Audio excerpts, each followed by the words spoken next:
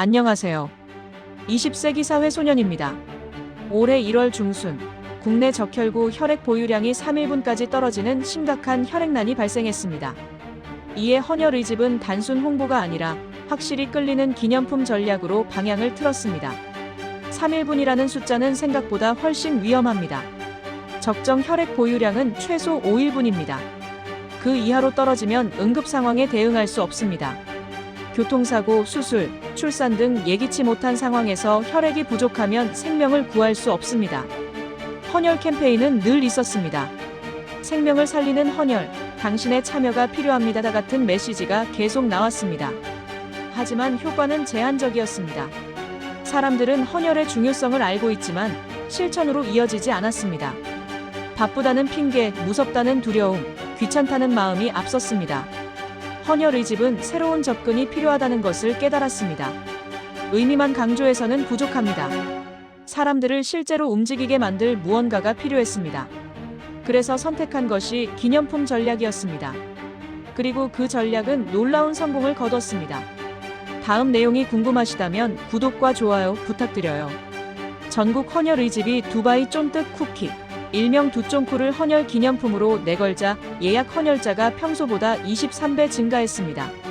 특히 1020대 신규 참여가 크게 늘어났고 오랜만에 헌혈하는 사람들도 다시 헌혈의집으로 돌아왔습니다. 즉, 단순 화제성이 아니라 헌혈 참여를 행동으로 바꾼 성공 사례가 된 것입니다. 두쫑쿠는 당시 SNS에서 가장 핫한 디저트였습니다. 젊은 층 사이에서 열풍이 불었고 품절 대란이 일어났으며 사람들은 줄을 서서 사 먹었습니다. 헌혈의집은 바로 이 트렌드를 활용했습니다. 사람들이 원하는 것을 기념품으로 제공한 것입니다. 결과는 즉각적이었습니다. 평소 헌혈에 관심 없던 젊은 층이 헌혈의집을 찾았습니다. 두쫑쿠 받으려고 왔어요 라고 솔직하게 말하는 사람들도 있었습니다. 하지만 그것으로 충분했습니다. 동기가 무엇이든 헌혈에 참여했다는 사실이 중요했기 때문입니다. 그리고 한번 헌혈을 경험한 사람은 다음에도 참여할 가능성이 높습니다. 두쫑쿠가 문턱을 낮춰준 것입니다. 혈액관리본부에 따르면 1월 중순 3일분이었던 혈액 보유량이 1월 말에는 5일분 이상으로 회복됐습니다. 두쫑쿠를 포함한 각종 프로모션이 혈액난을 단기간에 완화시키는데 결정적 역할을 한 것입니다. 숫자는 거짓말을 하지 않습니다. 3일분에서 5일분 이상으로 늘어났다는 것은 실제로 많은 사람들이 헌혈에 참여했다는 증거입니다. 캠페인이 단순한 화제로 끝나지 않고 실질적 결과를 만들어낸 것입니다. 이것은 중요한 시사점을 던집니다. 선한 의도만으로는 사람을 움직이기 어렵다는 것입니다. 물론 헌혈의 중요성을 아는 사람들도 많습니다. 하지만 아는 것과 행동하는 것은 다릅니다. 사람들에게는 행동으로 옮길 수 있는 계기가 필요합니다. 두쫑쿠는 그 계기를 만들어줬습니다. 어차피 헌혈하려고 했는데 두쫑쿠도 받을 수 있다니 지금 가야겠다는 생각을 하게 만든 것입니다. 작은 인센티브가 큰 행동 변화를 이끌어낸 사례입니다. 이것은 단순한 마케팅 성공이 아니라 생명을 살린 성공입니다. 이 분위기를 이어가듯 이번에는 대전 명물 빵집 성심당의 대표 메뉴가 등장했습니다. 충북혈액원은 2월 12일부터 13일까지 이틀간 전혈 또는 혈소판 헌혈 참여자에게 성심당, 보문산 메아리를 기념품으로 증정합니다. 성심당은 대전을 대표하는 베이커리입니다. 전국적으로 유명하며 특히 보문산 메아리는 성심당의 시그니처 메뉴 중 하나입니다. 대전에 가면 꼭 사와야 하는 빵으로 꼽힙니다. 이번에도 전략은 동일합니다. 사람들이 원하는 것을 기념품으로 제공하는 것입니다. 두쫑쿠가 전국적 트렌드였다면 보문산 메아리는 지역 명물입니다. 충북 지역 주민들에게는 익숙하고 인기 있는 제품입니다. 평소 먹고 싶었지만 구매하러 가기 귀찮았던 사람들에게는 좋은 기회입니다. 헌혈하면서 보문산 메아리까지 받을 수 있다니 일석이조입니다. 헌혈의집은 계속해서 새로운 기념품을 발굴하고 있습니다. 트렌드를 읽고 사람들의 관심사를 파악하며 효과적인 인센티브를 제공하는 것입니다. 행사는 충북혈액원 관할 헌혈의집 전 지점에서 진행됩니다. 성안길센터, 충북대센터, 청주터미널센터, 가로수길센터, 충주센터 등에서 참여할 수 있습니다. 조건은 간단합니다.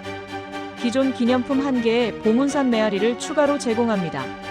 매일 선착순 300명이며 수량 소진 시 조기 종료될 수 있습니다. 선착순이라는 조건은 긴박감을 만듭니다. 빨리 가야 받을 수 있다는 생각이 행동을 더 빠르게 만듭니다. 미루지 않고 바로 움직이게 만드는 효과가 있습니다. 전 지점에서 진행한다는 것도 중요합니다. 접근성을 높여 더 많은 사람들이 참여할 수 있게 합니다. 기존 기념품에 추가로 제공한다는 점도 매력적입니다. 손해보는 느낌이 없습니다. 오히려 더 얻는다는 느낌을 줍니다. 이런 세심한 설계가 참여율을 높입니다. 헌혈의집은 단순히 기념품만 주는 것이 아니라 참여 경험 전체를 설계하고 있습니다. 어떻게 하면 사람들이 부담 없이 즐겁게 헌혈에 참여할 수 있을지 고민한 결과입니다. 한편 헌혈 참여는 장기적으로 감소 추세입니다. 국가통계 포털 기준 2024년 헌혈 인원은 126만 4,525명이었습니다. 2014년 169만 6,095명에 비해 10년 만에 25.5% 감소했고 20년 만에 최저치를 기록했습니다. 즉, 헌혈은 이제 좋은 일 하자만으로는 유지가 어려운 상황이 됐습니다. 이 기사는 결국 한 가지를 보여줍니다. 사람을 움직이는 건 의미와 즉각적인 보상의 결합이라는 것입니다. 두쫑쿠가 혈액난을 살렸고 이번에는 성심당빵이 그 바통을 이어받았습니다. 디저트가 혈액난을 막는 시대입니다. 이상하게 들릴 수도 있지만 이것이 현실입니다. 선한 의도만으로는 충분하지 않습니다. 사람들에게 구체적인 동기를 제공해야 합니다. 헌혈의집의 전략은 앞으로도 계속될 것입니다. 새로운 트렌드가 나타나면 그것을 기념품으로 활용할 것이고 사람들의 관심을 끌 것이며 결과적으로 더 많은 생명을 살릴 것입니다. 이것은 타협이 아니라 현명한 전략입니다. 목적은 하나입니다. 더 많은 사람들이 헌혈에 참여하게 만드는 것입니다.